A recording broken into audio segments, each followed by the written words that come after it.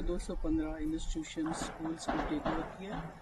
ये जम्मू कश्मीर के जो तालीमी इदारे हैं, जो यहाँ के हमारे इंस्टीट्यूशंस हैं, जो हमारी यहाँ की सकाफत है, उसमें एक और हमला है। मैं इसलिए सकाफत और जम्मू कश्मीर के तशख्खुस के साथ इसको जोड़ रही हूँ क्योंकि बहुत कम ऐसे स्कूल हैं FAT की तरह जो स्कूलों में इखलाकी इस्लामी तालीम के साथ जो रेगुलर एजुकेशन भी देते हैं। मतलब कोई आप जिस स्कूल का नाम नहीं ले सकते हैं जहाँ पर ये बैलेंस मेंटेन होता हो। और इन स्कूलों में से बहुत ही नामवर शख्सियत उभरी हैं और इसके साथ हज़ारों के तादाद में, मेरे ख्याल में कोई 50-60 हज़ार तो स्टूडेंट्स हैं, टीचर्स हैं, फैमिलीज़ हैं जो जुड़ी हुई हैं। तो इस तरह से इसको इसको टेक ओवर करना, पहले तो जमात इस्लामी के तमाम एसेट्स को टेक ओवर किया गया, उन पर बैन लगाई गई। पर तभी उम्मीद थी कि यहाँ एक चुनी हुई सरकार आएगी, इलेक्शन होंगे, तो शायद ये जो हम पे ताबड़तोड़ हमले हो रहे हैं हमारे तशख्खुस पे, हमारे हर इदारे पे, तो कहीं ना कहीं उसको वो रोकने में कामयाब हो जाएंगे। और शायद यही वजह है कि लोगों ने नेशनल कॉन्फ्रेंस को तकरीबन 50 सीटें दी। पार्लियामेंट में 3 मेंबर पार्लियामेंट दिए लद्दाख को लेके।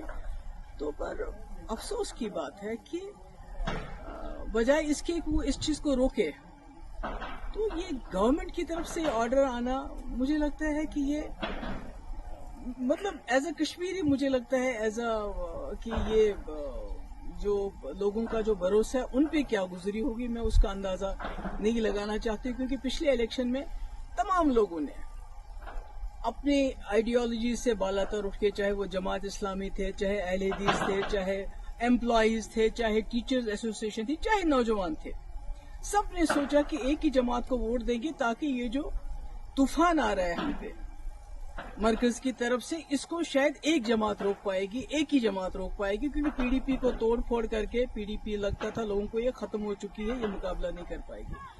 तो ऐसे में ये होना, और अभी आपने देखा कुछ देर पहले जो हमारी उर्दू जबान है सरकारी दफातर में से उसको तकरीबन खारिज किया जा रहा है।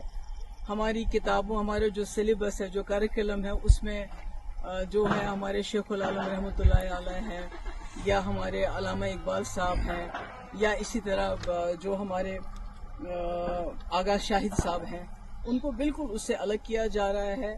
तो सरकार जो है खामोश है। और इस बार तो सरकार हिस्सा बन गई। आपको याद होगा 2016 और 17 में जब यहाँ बहुत हालात खराब हुए, पथराव रोके ना रुके, दिल्ली से इतनी बड़ी टीम आ गई, बड़े बड़े मिनिस्टर्स की, बड़े बड़े पॉलिटिशियंस की, और हुर्रियत के दरवाजों पे गई कि आप दरवाजा खोलिए, हमसे बात कीजिए, दरवाजे बंद कर दिए। यानी इतने हालात खराब थे। उस वक्त मेरे ऊपर बहुत प्रेशर आया था कि आप जमात इस्लामी के ऊपर क्रैक डाउन कर लीजिए, बैन कर लीजिए, इनको PSA लगा लीजिए, इनके एसेट सीज के, जो अब हो रहा है, जो इस वक्त की सरकार इस वक्त कर रही है। मगर मैंने सोचा कि अगर मैं अपने ही लोगों पे बिला वजह इस किस्म की कार्रवाई, या तो कोई सबूत हो कि भाई इस वक्त ये कुछ ऐसा कर रहे हैं तो आप कोई एक्शन लोगे, मगर सिर्फ इनकी आइडियोलॉजी की वजह से किसी ने जाके दिल्ली में चुगली खाई थी कि भाई वहाँ जो भी कुछ कर रहे हैं वो जमात इस्लामी के लोग कर रहे हैं, जो पथराव हो रहा है, जो मुल्क के मुखालिफ जो मुहिम चल रही है, वो सब जमात इस्लामी। पर मैंने उस वक्त स्टैंड लिया, जैसे मैंने कठुआ में स्टैंड लिया। हालांकि मेरे पास अक्सरियत नहीं थी, हम PDP BJP सरकार में बने हुए थे। आज नेशनल कॉन्फ्रेंस के पास अपनी अक्सरियत है, उसके बावजूद वो इस किस्म के फैसले करती है। मुझे लगता है ये अफसोस के लायक है।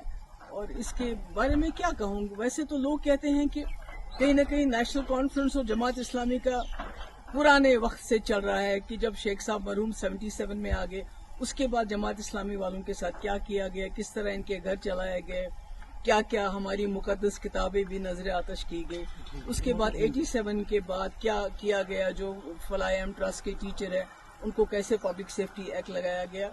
और आज 2025 में अब इनके जो स्कूल थे, जो लोगों के गरीब लोगों को, गरीब बच्चों को, क्योंकि आपने देखा कि सरकारी स्कूलों में जो चीज कमी है वो ये स्कूल पूरी करते थे, जिनका कोई नहीं होता था और कम फीस लेके ये तालीम देते थे। तो आज इन्होंने इतना बड़ा सिस्टम जो एक बना हुआ है उसको एक हिसाब से तबाही के दहाने पे पहुंचा दिया है। कई घर इसके साथ वाबस्ता है, कई टीचर, सबका मुस्तकबिल जो है। मैम आपने एजुकेशन